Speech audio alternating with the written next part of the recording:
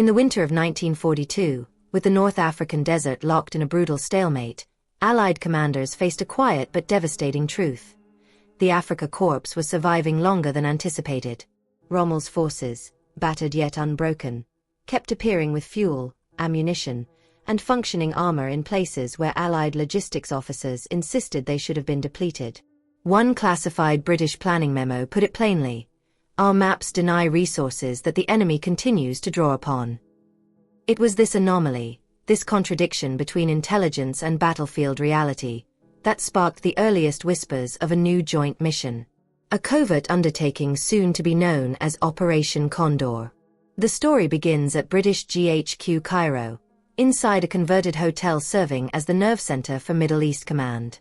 Here, frustration grew with every intercepted German communique hinting at hidden supply stores. Traditional reconnaissance flights over coastal routes showed nothing unusual. Convoys were sparse, ports were heavily bombed, and yet Rommel's Panzerarmee Africa remained astonishingly mobile.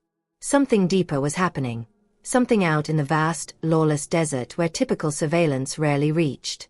The Long Range Desert Group, LRDG, famed for their mastery of desert navigation, became the natural choice for a deeper probe.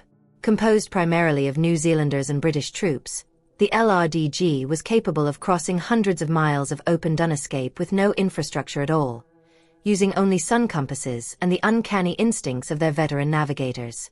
Around February 1942, an OSS liaison newly arrived in the theater, the energetic Major Daniel Harriman, proposed expanding their usual patrols into a joint Anglo-American reconnaissance project. The OSS, still forming its wartime identity, saw this as an opportunity to prove its value. So the two forces combined their strengths, LRDG mobility and OSS analytical capacity. The resulting mission was designated Operation Condor, its name hinting at a bird of prey capable of watching unseen from above. A small detachment was formed, 2 Chevrolet 30 CWT desert trucks, 1 Ford F-30 support vehicle, and a team of 14 men. Their assignment: push beyond familiar patrol zones, map unregistered access routes, and identify any covert supply infrastructure. Officially, their deployment papers masked the operation as Extended Desert Familiarization. In truth, the team was expected to penetrate the deep interior of Libya, territory where even seasoned desert troops seldom ventured. The struggle facing the Condor detachment was as much environmental as tactical. The Sahara was a monster that devoured men and machines with equal indifference. Engines choked in fine sand. Bearings failed under blistering heat. Navigation was an endless battle against mirage, shifting dunes, and sudden sand gales that could erase entire landscapes within minutes. "The desert is a living thing," one LRDG trooper wrote in his diary. "It moves, it breathes, it hides what it wants and reveals what it chooses." For a mission built on uncovering hidden Axis movements, this environment offered no sympathy. As the detachment established its improvised base near Siwa Oasis, the mission's investigative nature quickly came into focus. Local guides reported that Axis vehicles had been heard at night, far south of any known German outposts. A half-buried fuel drum found miles from the nearest road bore German markings and a recent manufacture date. Small clues, scattered across a wilderness the size of Western Europe, began forming a troubling picture. The enemy had carved out secret supply trails running well beyond the Allies' field of vision.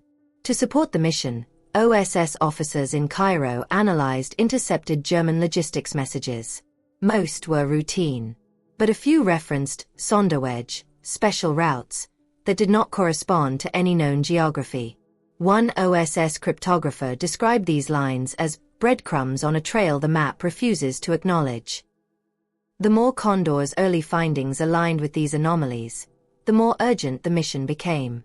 Yet their work did not go unnoticed. During one early reconnaissance run, the team reported seeing distant dust plumes shadowing their movements, too coordinated to be natural phenomena, too persistent to ignore. LRDG patrol leaders knew the signs. Someone was tracking them. Whether it was a German scout car, an Italian motorized unit, or something else entirely remained unclear. But the message was unmistakable. Somewhere in the desert, The enemy was watching. What began as intelligence gathering was now morphing into a high-stakes race against an invisible opponent. The Condor detachment had to find the hidden supply network before the Axis realized how close the Allies were to discovering it. Harriman's notes from the period mention a single line: "We're walking a tightrope, and someone's hands are shaking the wire." By early April, the team had enough indicators to suggest something significant was unfolding far south of the main front. But the meaning of those clues, and who might be monitoring their mission, remained uncertain. And as the desert wind shifted and radio signals faded into static, the men of Operation Condor sensed that their search had awakened something hidden in the sands. Something that would push them deeper into Libya, where the line between hunter and hunted would begin to blur. By late April 1942, Operation Condor had settled into a tense rhythm of reconnaissance and analysis. From their isolated foothold near Siwa Oasis, an ancient settlement surrounded by miles of shimmering dunes, the Anglo-American team operated on the knife's edge of visibility. The world's largest battlefield stretched around them in all directions, an expanse where a patrol could vanish without a trace, and where German and Italian units maneuvered far beyond the reach of conventional surveillance. It was here that Condor began uncovering the first undeniable signs of a hidden Axis lifeline supporting Rommel's campaign. The first major clue emerged during a pre-dawn patrol led by Captain Robert Langford of the LRDG's R1 patrol. His men discovered a series of fresh tire impressions running parallel to the known Marsa Matruh, Ajdabiya axis. They were not British, not American, nor were they consistent with the standard German Opel Blitz pattern commonly seen in Libya. The tracks belonged to heavier transport lorries, likely Italian, moving repeatedly along a route that should have been impossible. It suggested that someone had carved a clandestine corridor deep into the desert, far beyond traditional supply paths. As one OSS observer later noted, it was as if a road existed only in the enemy's mind and in the sand beneath his wheels. Strangely, the tracks disappeared abruptly near a basin of broken rock, a perfect natural blind spot. From above, aircraft would see nothing. From the ground, only those with intimate knowledge of the terrain could navigate it. Langford measured the wheelbase, examined the sand compaction, and concluded the movement was recent, likely within 24 hours. That meant the Axis had passed through undetected, and recently enough that Condor might still catch its trail. The human challenge intensified. Navigating this sector required precision, but the desert resisted every attempt to impose order. Compass bearings drifted. Heat shimmer distorted all distant shapes. On some days visibility collapsed under sudden Khamsin winds carrying sand so fine it seeped through sealed crates and into rifle bolts. Sergeant Edward Lyle of the OSS wrote, "It is impossible to tell where the world ends and the storm begins." But in those hostile conditions, the Axis supply teams were clearly moving with confidence, perhaps even familiarity. This added an unsettling question. Who had taught them the safest paths, the hidden wadis, the ancient caravan routes? Did the enemy have guides, or had they mapped something the Allies had overlooked? Historical records from Cairo headquarters reveal that Axis aerial reconnaissance occasionally penetrated far south, although seldom enough to justify stable infrastructure. Yet Condor's logbooks recorded sightings of faint, intermittent lights at extreme range, truck lamps briefly uncovered, or perhaps small campfires extinguished quickly. The pattern suggested organized movement, not random wanderers. The mystery deepened when the team intercepted fragments of radio chatter on an Italian frequency, mentioning Linea Ombra, the shadow line. No official Axis operations carried that name. Back at the Siwa base, OSS cryptographers reviewed intercepted Enigma traffic. One message referenced intermediate depots in the interior. These were believed to be emergency fuel dumps left behind by retreating Italian forces in 1941. But the coordinates didn't match any known Italian retreats. As data points accumulated, the Condor team realized they were witnessing something new, a supply web built in secret, invisible to Allied planners. Then came the moment that unsettled even the seasoned desert veterans. The team's second patrol reported being tailed at dusk by what appeared to be a lone vehicle traveling without lights. Its silhouette, barely a smudge on the horizon, matched the profile of a German SD, KFZ 222 armored car, a common reconnaissance vehicle used by desert units. But the patrol could not identify markings or confirm its nationality. It vanished behind a dune crest before they could pursue. More disturbing was its distance from the nearest known Axis position. No German unit should have been operating that far south. This single sighting ignited speculation about infiltration or surveillance. Was Condor compromised? Were their routes known? Harriman, ever cautious, ordered more irregular patrol patterns and instructed the team to rotate frequencies unpredictably. But even with these precautions, the sense of being watched infiltrated the camp. One LRDG trooper later described the atmosphere. It was like listening for footsteps in a room where you know you're not alone. Adding to the tension was a discovery made by Corporal James Carter, an abandoned Italian fuel drum buried beneath a thin crust of sand. The drum was warm to the touch, indicating recent exposure to sun before being hastily concealed. Its presence proved deliberate attempts to hide supply caches. Stratagems like these would allow the Africa Corps to extend operations beyond what Allied intelligence deemed possible. The investigative tone of Operation Condor sharpened. What had begun as reconnaissance evolved into a puzzle-solving mission on a continental scale. Each clue suggested wider coordination and deeper planning by Axis logisticians. Harriman's notes grew increasingly concerned. If they have carved new routes, they may strike where we least expect. The pot closed with rising urgency. The desert had yielded fragments of a hidden network, fuel caches, unmarked trails, shadow watchers, but the picture remained incomplete. The Condor team knew the next step meant pushing farther west, deeper into uncharted Libya, where answers might come at the cost of never returning. By May 1942, the desert heat had hardened into its most unforgiving season, and with it came the breakthrough that shifted Operation Condor from speculation into revelation. It happened not through a single dramatic discovery, but a series of intercepted messages, fragments of German Enigma traffic that, once pieced together, pointed toward preparations for a large-scale offensive. Rommel was planning something significant, and the intelligence suggested he was relying on more than the coastal routes the Allies relentlessly bombed. For the first time, the Condor team glimpsed the architecture of a secret lifeline branching deep into the Sahara. The hook came from an unexpected source, a half-decoded message intercepted by a RAF listening station near Alexandria.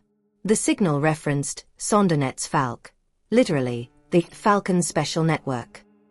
Initial assumptions tied this to an air formation or a fuel reserve, but as OSS cryptographers dissected the language, they realized it described logistical preparations, not aerial deployment. Even more strange was the name Der Falk, mentioned as the coordinator overseeing these hidden supply routes. This was not a code name that Allied intelligence recognized. Whoever this figure was, he operated outside normal German structures, yet with enough authority to move men, fuel, and trucks across hundreds of miles of desert. Meanwhile, the Condor detachment in the field continued uncovering physical clues. During a long-range reconnaissance toward the Kufra Depression, Langford's patrol found the remnants of an improvised Axis campsite, burned tins of Italian rations, heavy tire ruts, and a single scrap of German packaging dated only weeks prior. Langford noted the logistics. A position this far south requires planning. This is not accident or misdirection. Someone is supplying them. The site suggested a network running parallel to the main front, an invisible artery feeding Rommel's next move. The struggle intensified when the team attempted to relay their findings to Cairo. Throughout early May, their radio frequencies were disrupted by bursts of static that did not resemble natural atmospheric interference. LRDG radio operators suspected deliberate jamming, possibly by a long-range German signals unit. But when they switched to a backup frequency known only to Allied command and the Condor team, the interference followed. Harriman wrote in his logbook, "Someone knows where we are. Someone knows what we're listening to." The fear of a breach, of a leak inside Allied HQ, grew heavier as the days progressed. Then came the moment that shook the team's confidence: the disappearance of the LRDG vehicle known as Hawk 2. It vanished during what should have been a routine sandstorm maneuver. The storm itself had not been especially violent, visibility dropped, but navigation remained possible. When the sand cleared, only 2 sets of tracks remained. Hawk 2's tracks stretched for about 6 kilometers before abruptly ending at the base of a dune. There were no signs of ambush, no shell casings, no footprints, no oil spills, no wreckage. It was as if the truck had been lifted off the earth. The LRDG searched for 12 hours, circling the last known location in widening arcs, but found nothing.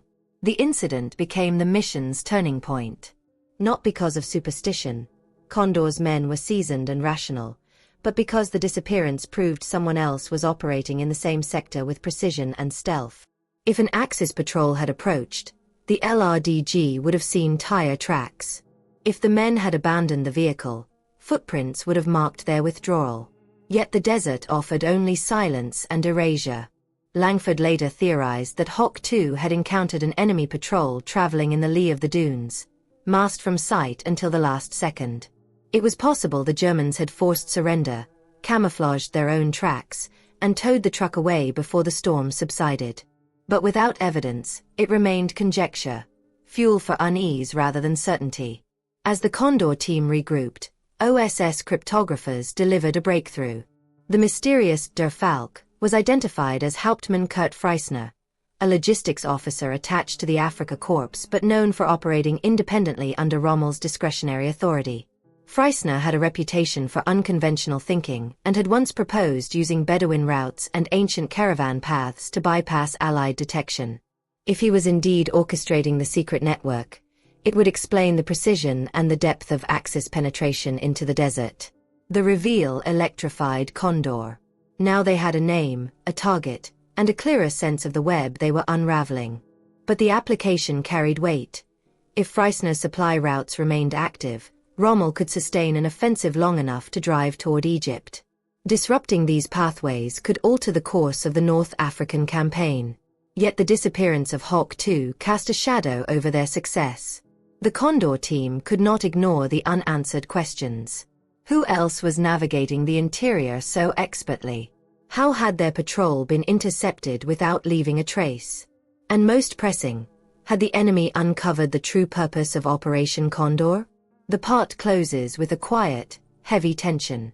As the team prepared to push deeper west, they carried their maps, their decoded messages, and the unshakable sense that the desert was no longer a passive landscape, but an active adversary hiding enemies they had yet to fully understand. By late May 1942, Operation Condor crossed an invisible threshold. What had begun as reconnaissance had now become pursuit, an urgent high-risk penetration into territory where no Allied patrol had reason to operate. The team pushed westward toward the rugged escarpments of the Jebel Okhdar, a region that, to intelligence officers in Cairo, seemed strategically irrelevant. But Condor's field observations and decrypted German traffic told a different story.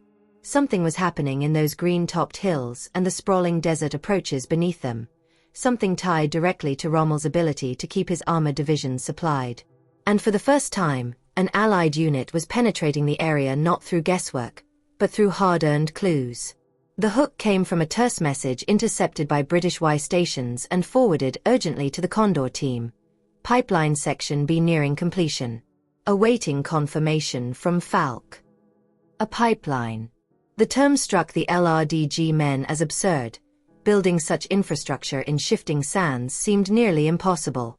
But OSS analyst Major Harriman insisted the message was literal. "It's not a pipe as we think of it," he said. "It's a chain of fuel caches, staging points, and mobile tankers. A relay. A pipeline without pipes." If true, it would allow the Afrika Korps to leapfrog fuel across hundreds of miles, enough to sustain a major offensive. The struggle intensified as Condor advanced into uncharted ground. The landscape west of Siwa changed from rolling dunes to harsh limestone ridges that tested both engines and nerves. Chevrolet trucks groaned under the strain. Suspension bolts snapped. Tires shredded on jagged rocks. Water discipline grew severe. Men rationed their sips, aware that a single navigational error could trap them between dehydration and enemy contact. Then came the revelation that confirmed the Axis construction efforts. On the morning of June 3, Langford's patrol surveyed a secluded wadi and found evidence of recent engineering. Wooden crates marked Kraftstoff, a shallow trench lined with stones for retaining fuel drums, and boot prints inconsistent with Italian footwear, likely German pioneers. A half-completed berm indicated someone had been preparing concealment against aerial detection. LRDG Corporal James Carter photographed the site meticulously. "It's a depot," he said, "but one that was meant to vanish into the desert the moment it was emptied." The precision of it underscored a chilling truth. The Axis had planned this for months. Insight came from an unexpected source. Among the debris lay a torn German field memo stamped with the insignia of Bauleitung, Construction Administration. The memo referenced progress delayed by hostile patrols, suggesting the Axis was aware of Allied activity in the interior.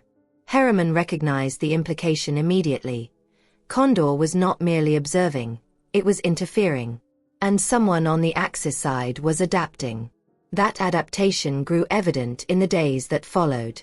As Condor attempted to radio their findings back to Cairo, their primary frequency dissolved into a wash of rhythmic pulses, jamming, almost certainly. But the jamming was too precise, too targeted, following them even after they switched frequencies and antenna directions. Langford's suspicion hardened. The enemy's close. Very close. They know our band and our rhythm. They're hunting the hunters. To compound the fear, when the team returned to one of their emergency supply caches, a buried dump of water and fuel, they found it destroyed.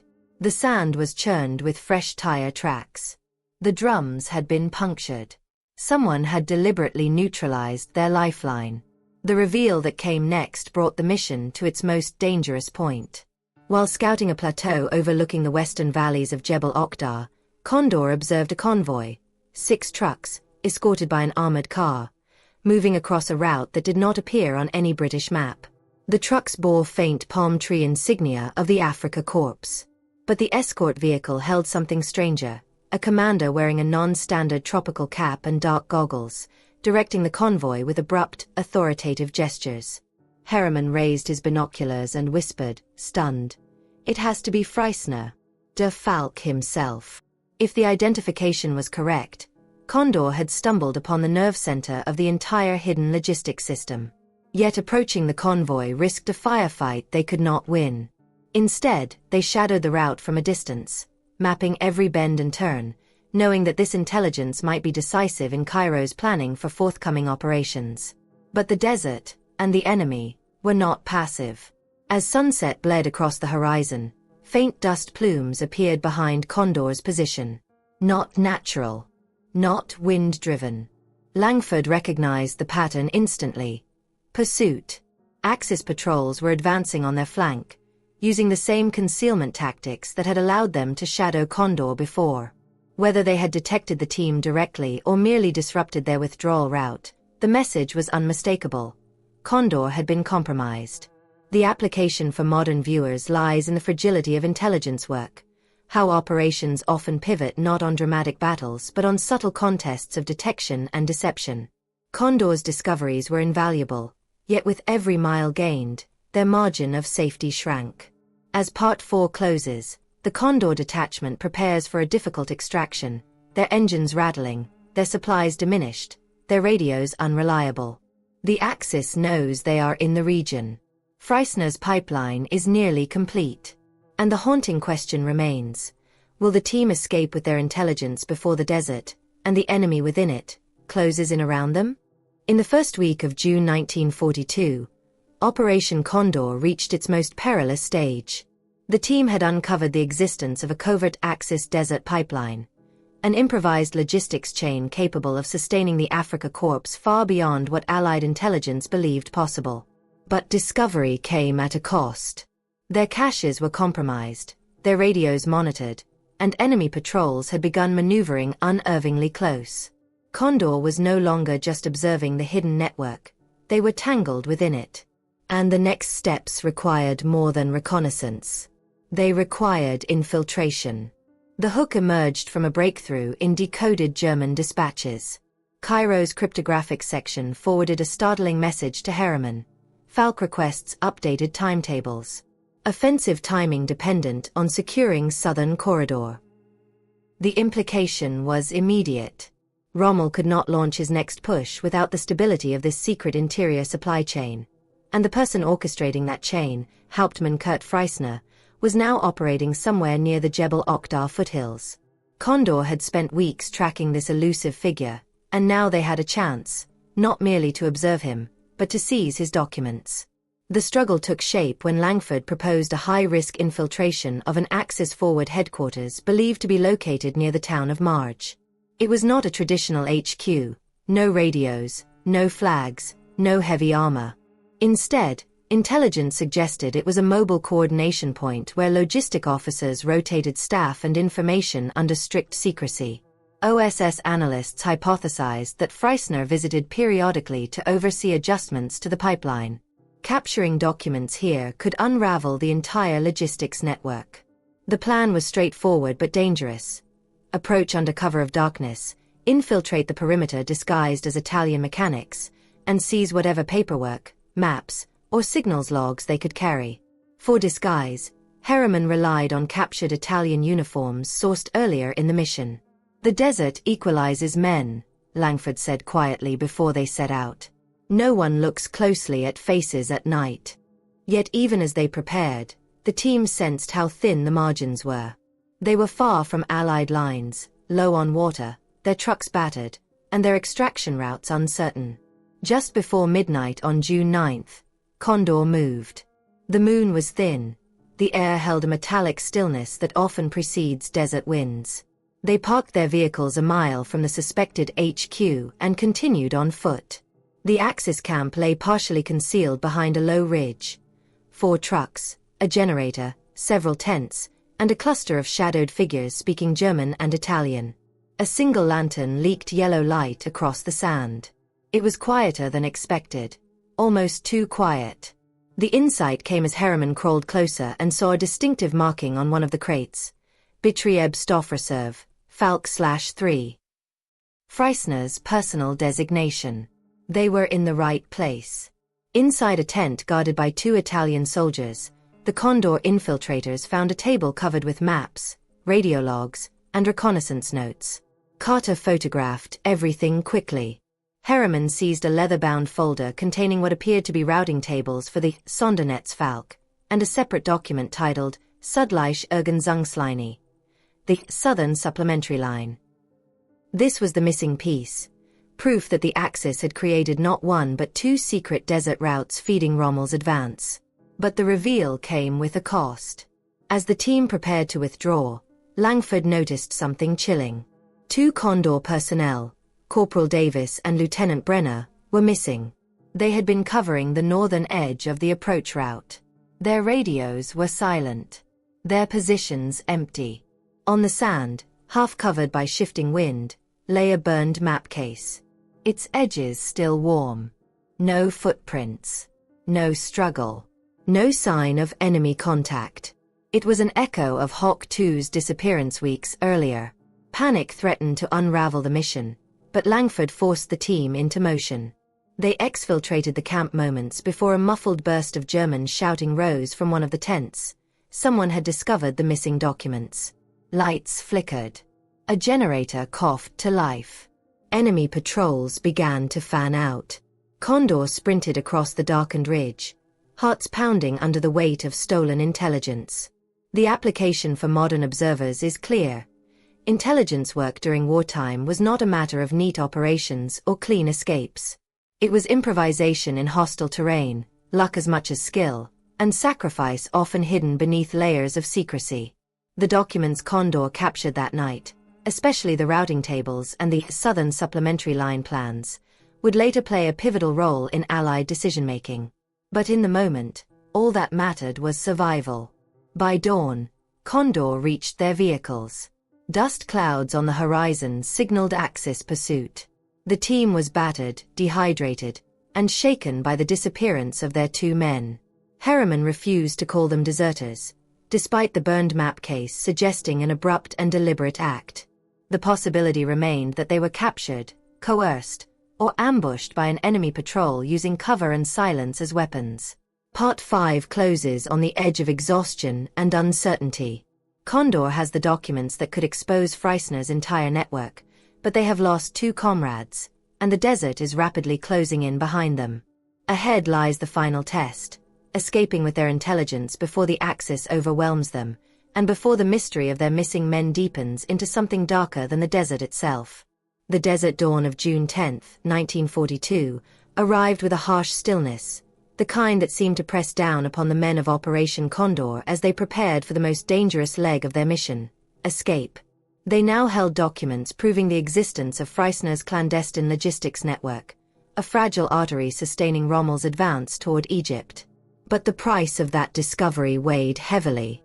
2 of their own had vanished in the night without a trace, leaving behind only a burned map case and an unsettling silence. The desert had taken men before, but this felt different. Intentional. Calculated. And it meant the team was withdrawing toward Allied lines with both priceless intelligence and a growing sense that someone, possibly even Freissner himself, was hunting them. The hook emerged as Langford studied the stolen documents by the dim glow of a covered lamp. The routing tables were astonishing in their detail. Freissner's Sondernetz Falk was not an improvised set of fuel dumps, as Allied analysts had suspected, but a coordinated multi-stage system. Desert-trained Italian drivers ferried fuel to hidden depots. German pioneers camouflaged the storage sites. Small detachments of motorized infantry provided overwatch from ridgelines known only to desert guides. Even the disappearance of Hawk 2 and the destroyed Condor caches made sense. The network was patrolled, monitored, and ruthlessly protected. This wasn't improvisation, Harriman whispered. This was strategy. The struggle now was not in deciphering Freissner's work, but in outrunning it. As Condor's trucks roared eastward, skirting the southern edge of Jebel Oktar, Langford ordered total radio silence. Their frequencies were compromised. Any transmission might reveal their course. The men rationed water until their tongues stuck to the roofs of their mouths. Engines sputtered under the burden of overextended mileage. Heat shimmered like a living veil, rising in silver waves as the sun overtook the horizon. Every few miles, Langford stopped to scan the ridgelines. Dust plumes to the northwest suggested Axis patrols were shadowing them. The insight into Rommel's operational ambitions grew clearer with every page of Freissner's documents. The southern supplementary line, the Südliche Ergänzungslinie, would have enabled the Afrika Korps to bypass Allied interdiction entirely. Fuel hubs spaced at 80-kilometer intervals meant that panzers could strike deeper and faster than British planners anticipated, perhaps even threaten Cairo itself. The stakes were unambiguous. If Condor failed to deliver this intelligence, Rommel's next offensive might break the Allied defense in North Africa. Late on June 11, Condor reached a plateau overlooking a broad valley, the same valley suspected to hold the keystone supply depot of Freissner's system. They observed from afar as German trucks, silhouetted against the dying sun, dispersed into narrow ravines and re-emerged empty. The convoy's efficiency was stunning. Harriman allowed himself a rare admission. We were blind. Completely blind. And they built all this right under our noses. But the reveal came moments later, sending a chill through the entire team. A lone German vehicle, a Kübelwagen, pulled away from the depot. Standing in the rear compartment was a man in a Luftwaffe-style tropical cap, directing the convoy with quick, precise gestures. Even at distance, Harriman recognized him. Freissner, the architect of the hidden web. The man who had outmaneuvered intelligence agencies spanning 2 continents. For weeks, Condor had followed his shadow. Now he was a figure framed in the valley below, yet unreachable, his escort too strong to confront. As Condor resumed their withdrawal, a heavier danger emerged. The team's rear guard spotted a dark shape cresting a dune, an SD, KFZ, 222 armored car. Then another.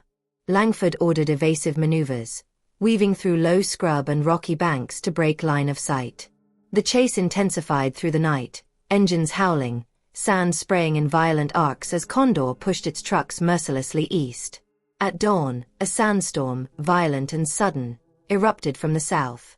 Visibility collapsed to a suffocating brown haze. It was a hazard, but also a gift. The team used the storm's chaos to veer off course, doubling back along a narrow wadi that German drivers unfamiliar with the ground would avoid. When the sandstorm finally passed, the horizon behind them was empty. The enemy had lost their trail. By June 15th, Condor reached British forward positions near the Alamein line.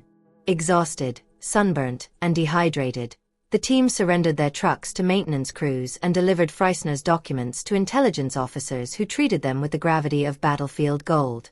Analysts confirmed what Condor had suspected. The Axis supply network was days away from enabling Rommel's largest offensive to date. Within a week, British planners used Condor's maps and routing tables to shell, sabotage, and intercept the hidden supply lines. By late June, the desert pipeline collapsed. Rommel's offensive slowed, and the stage was set for the decisive Allied stand at El Alamein. The disappearance of Davis and Brenner, however, remained unresolved. Search parties combed parts of the desert weeks later, but found nothing. No tracks, no remains, no captured uniforms. Their fate became a footnote buried in intelligence archives. Some speculated they had been taken by Freissner's patrols. Others whispered of defection. Most assumed they died in the dunes, a tragic cost of an operation conducted too far behind enemy lines. Part 6 closes with the somber recognition that victories in war are often built upon unanswered questions. Operation Condor altered the course of the North African campaign, yet the desert kept parts of the story for itself. And somewhere in those vast, unmarked sands, the final secrets of the mission remain buried, fading deeper into history with every shifting dune.